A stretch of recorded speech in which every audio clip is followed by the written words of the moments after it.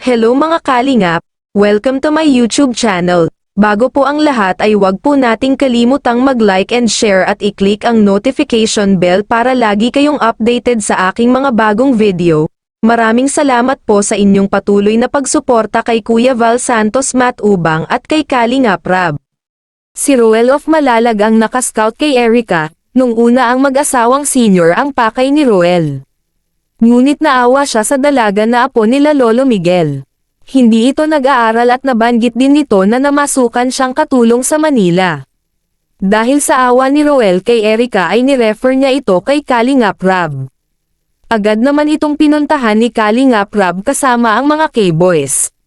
Namangha si Kalingap Rab sa angking ganda ni Erica kaya naman sinama niya ito sa grupo ng mga Kalingap Angels. Mula noon ay unti-unti nang nakilala si Erica, at hanggang sa itambal ito kay Kalingap Edo. At dito nabuo ang Edrico Love Team. Habang tumatagal ay sumisikat na si Erica sa social media, maraming mga sponsor ang nagpapaabot ng tulong kay Erica. Hanggang sa may mag-sponsor sa kanya ng bahay at lupa, ngunit hindi pa naitatayo ang bahay ni Erica ay bigla na lang itong umayaw at hindi na nagpa-vlog pa kay Kalingap Rab. Palaisipan sa mga manunood ang biglang pag-ayaw ni Erica. Hanggang sa nitong nakaraang araw lang ay binisita ni Kuya Val sila Lolo Miguel at dito niya nalaman ang katotohanan sa pag-alis ni Erica sa Kalingap. Ang ate ni Erica ang may kagagawan. Nag-direct siya sa sponsor ni Erica at para sa kanila na mismo ipadala ng sponsor ang perang pampagawa ng bahay ni Erica. Kasi alam mo ba yung dahilan bakit binawi ni Jun A yung kalahating milyon na sana pabahay nila Erica kay Kalingap Rab? May alam ka doon na kwento? Doon po sa pagbawi po ni Sir John A, hindi ko po alam kung saan po napunta yung pera. Kasi magkausap na po sila ni Sheila May. Okay. Opo. Ibig sabihin, mayroong malaking factor si Sheila May kung bakit binawi yung pera kay Kalingap Rab para sa pabahay ni Erica. Opo, kasi ganito, kasi parang kasi ganito po kasi nung pag po binablog po si Erica ni Sir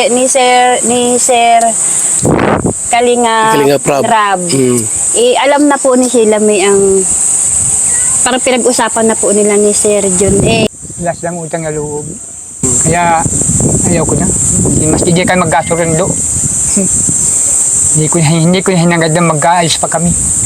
Maski yung ina niya. Yung ina wala din mang kwansana. Anak mo yung ina? Po. Pero bakit ayaw mong anak mo? Ay, hindi nga po marunong magpangaral sa anak. Dapat isang magulang, pangaralan ng anak niya para matuwid. Matuwid yung anak nila. Ay wala. Kampi pa. Kampi pa? Kampi pa dun sa anak. Okay, so ibig sabihin, nagkaroon ng Yun po yung contact si Sheila May kay Jun A. Opo. Bakit niya nakilala si Jun A? Bakit niya nakilala si Jun A ni Sheila May?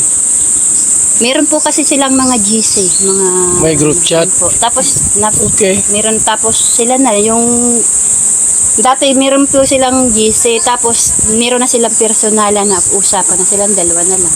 Ni Jun A sa ni Sheila May Saka ni Erica. at ni Erica. Okay.